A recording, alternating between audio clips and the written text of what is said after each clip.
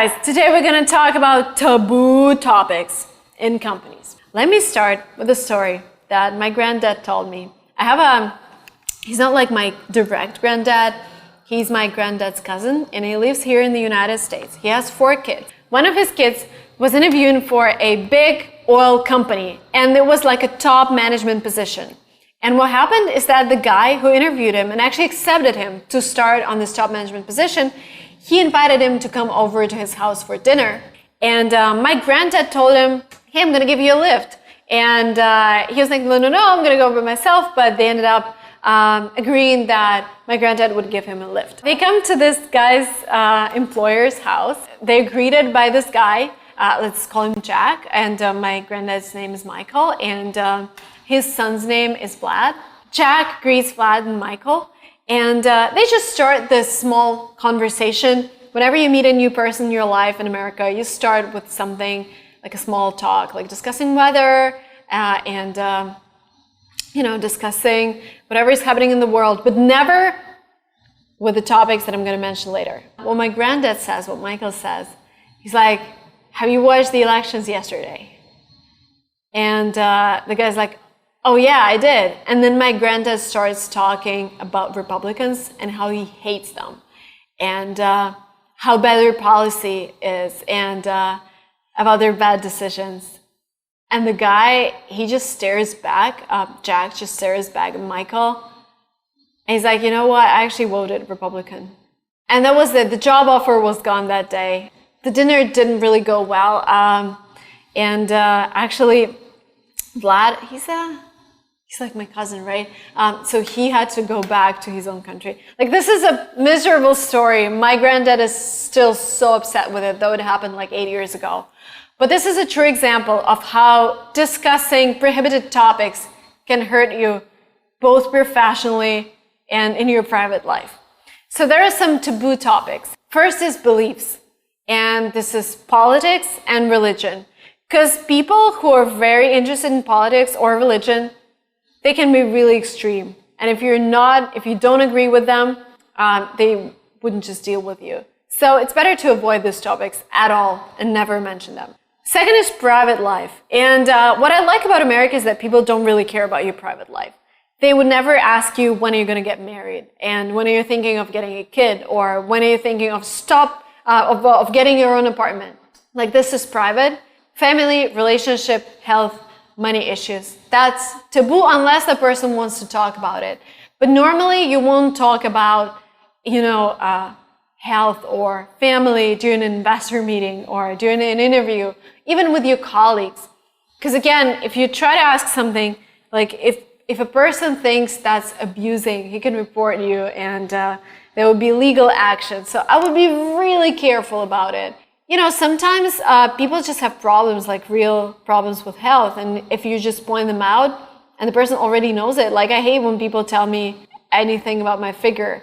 I know that this is what I am. I'm not trying to fight it, but just people try and push me towards the direction that they think works for them, but I know it doesn't work for me. So for me, those people, they just go out of my life. So I just don't like that. And I think it's really, really impolite. I'm so tired of this topic. Especially if this is something that you visually notice. Like, never ever mention that, please. Rumors about your colleagues and bosses. Oh my God, this has caused so much problem at LinguaTrip. We have some people who just love to spread rumors, especially they've heard something or they just created something and they tell other people that I'm thinking of firing somebody or that their salary is going to be cut in half.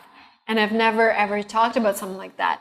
And they just, I call these people toxic because this is what they survive on, those rumors. And they just bring the whole company down because everybody is then worried that they're going to be fired.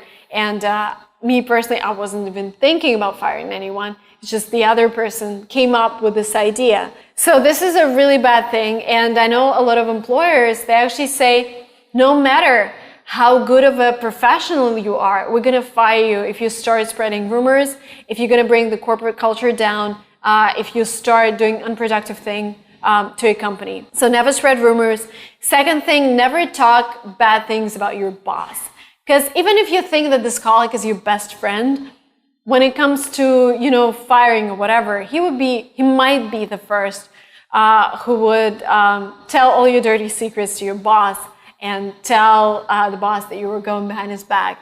And especially if you're interviewing for a new job, saying bad things about your previous boss, just, for me, this is a taboo. If I see a person talking about his previous boss in a bad manner, this is a signal for me that maybe in a year, this guy's going to talk bad things about me as well.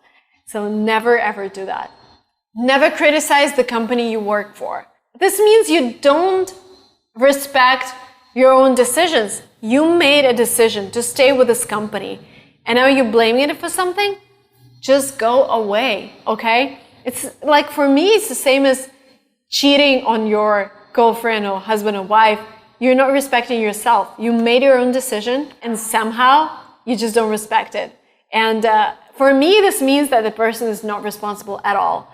Saying bad things about company, especially like in a rumor kind of style, is a taboo. If you see a problem, I would just go to your manager and address it.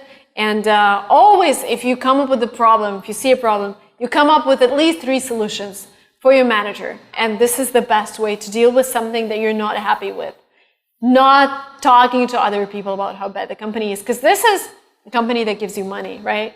Anything discriminative, please be careful about it. Feminism, whatever, like people of color, different nationalities, accents. Oh my God, this is a taboo again in the US. If you have any plans about leaving a position and looking for another place, it's also a bad thing to share them with your colleagues, because some of them would tell them to your boss, and maybe if you change your decision later, the boss would already think you've given up on a company. Maybe he was intending to promote you. So if you have any doubts about your current position, again, the best way to deal with any work problem is to go to your manager, be honest, and talk to them. I feel that a lot of problems that we had at LinguaTrip actually arose from not talking to each other, from not sharing the problems, and we already have more than 60 people. The rule of thumb for everyone who works in all of my companies would be, go ahead, talk to your manager, tell about your problems, and we're going to solve them together. If you feel that the problems are unsolvable, just tell us that you would like to quit, but don't start spreading rumors among your colleagues, because there were some things that happened at LinguaTrip when a person told everyone that he's quitting, but never told me. And then we found out in a week and he was still in the company, and we're like, okay. A lot of weird stuff happens. Don't be that person, okay? Be someone who follows the rules that I've just given in this lecture. Thank you guys so much. This was useful for you, and I will see you very soon.